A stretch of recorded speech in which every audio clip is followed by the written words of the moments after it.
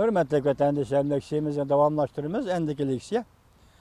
Amerika Qo'shma Shtatlarining davlat islohoti rakistelleri son Amerika Jungo munosabati burilish nuqtasiga keldi. To'qinish yuz berish ehtimoli bor mavzular to'qinish yuz berish ehtimoli bor dedi mavzular xabar. 6 ayning 16 kuni Amerika ovozining Xitoy tili programmasi e'lon qilindi. Xabar bundaq boshladi. Washington Amerika Qo'shma Shtatlarining davlat islohoti va rakistelleri son haftaning 3 kuni Amerika Davlat Majlisida guvohlikdan o'tganda mundaq ko'rsatdi.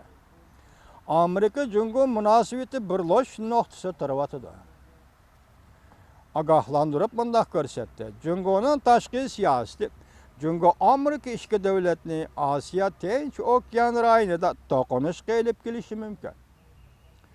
Davlat islohoti va rakistelleri son mundaq ko'rsatdi. Amerika Jungoning savdo tijoratni harbiy qurol o'rnida yoki qurol yaroq o'rnida ish qilishiga qabul qilmaydi.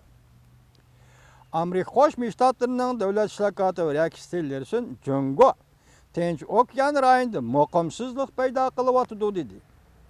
Haftaning 3 kuni Avom palatasi Hamchot komitetida guvohlikdan o'tgan davlat islohoti va rakistelleri son davlat majlisi a'zolariga mundaq ko'rsatdi. Men Jungolik ishdoshlarimga nasihat qildim. Jungoning navbatdagi tashqi siyosati Amerika Jungo ikki davlatni Osiyo Tinch okean rayonida to'qinish qilib kelishi mumkin. Davlat islohoti mundaq ko'rsatdi. Men ularga aytdim. Sizlar butkul Tinch okean rayonida muqimsizlik paydo qilyapsizlar. Ya'ni Jungo sizlar butun Tinch okean rayonida muqimsizlik paydo qilyapsizlar. Bizni to'qinish qilib kirmoqchi bo'lyapsizlar. Bunda qilmanglar dedim. Bizni to'qinish qilib kirmoqchi bo'lyapsizlar. Bunda qilmanglar dedim.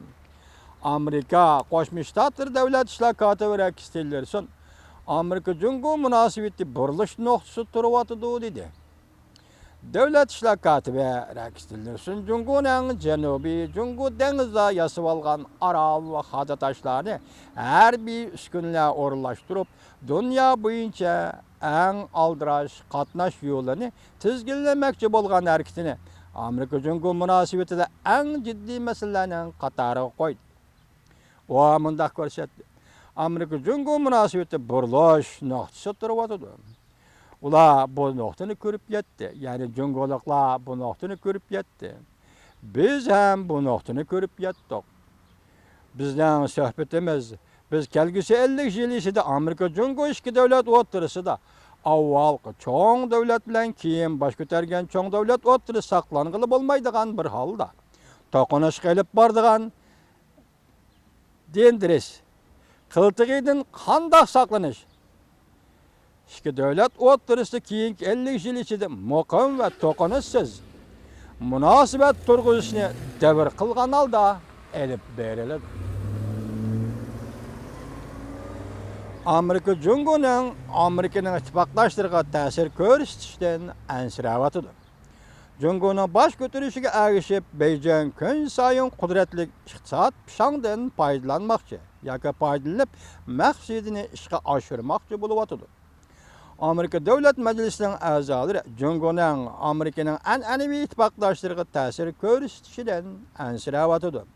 Koreya yaqinda Jungoning qattiq qarshi turishining ta'siriga uchrab, sot sistemasini o'rnashtirishni vaqtincha to'xtatganligini, yuqorqidek ansirashni texmo kuchaytirib etdi. Undan burun Koreya sot sistemasini o'rnashtirish qo'shilganligi uchun iqtisodiy jihatda Jungoning ig'ir o'ch elishiga yo'liqdi. Davlat islohoti va tellersa bundaq ko'rsatdi. Jungoning iqtisodiy taraqqiyoti Amerika cheklab qola olmaydi. Lekin ularning iqtisodiy taraqqiyotiga moslashmay tura olmaydi. Agar bunda iqtisodiy taraqqiyot Amerikaning davlat bexatarligi munosabatlik ta'sir doirasiga tahdid solishga o'zgaryapti. Hamda ikki davlat o'rtasidagi 50 yil mobaynidagi to'qinishsiz turmushning shartlarini qalaymiqonlashtiryapti. Davlat islohoti tillersa bundaq ko'rsatdi. Amerika Jungoning savdo tijorat va pulni qurol qilib ishletishiga qarshi turdi. U mundaq ko'rsatdi: bizning siyosatimiz garchi savdo muhim bo'lsin-mi, Jungoning iqtisodi muhim bo'lsin-mi, Jungoning savdoni qurol qilishini qabul qilmaymiz, rad qilamiz. Ular bugun mushundaq qiladigan bo'lsa, ularga bizdan yetkazadigan uchurimiz shuki, sizlar savdo va pul orqali Chavshan masalasi va Janubiy dengiz masalasi qatorliq masalalardan qutulib qololmaysizlar. Tillerson o'xshash bir kunda Avam palatasi tashqi munosabatlar komitetida guvohlikdan o'tganda mundaq ko'rsatdi: Amerika taraf Jungo bilan keyingi 50 yil ichida munosabatda qanday taraqqiy qildirishni muhokama qilib, muqim, to'qinishsiz bir davr kirishni kafolatga ega qilmoqchi bo'lib o'tadi. Bu muhokamalarda Tayvan masalasi eng muhim tarkibiy qismidir.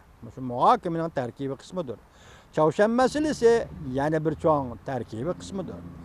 Janubiy dengizda orol yasash va uni harbiylashtirish masalasi ham yana bir muhim tarkibiy qismidir. Hurmatli davlat ishtirokati vakillari, bu muhim masalalarning qatorida Xinjiang, ya'ni Uyg'uriston masalasi bilan Tibet masalasi yo'qmi? 2 kundan beri, o 2 kundan beri Rakis Tillerson Davlat Majlisi ishki palata Tashqi munosabatlar komiteti Davlat Mahkamasining 2018 yillik moliya yili hamchot loyihasi bo'yicha guvohlikdan o'tgan edi. Demak, Amerika Qo'shma Shtatlarining davlat ishtirokati vakillari Jungo Amerika munosabati hozir burilish nuqtasi keldi deb ko'rsatdi.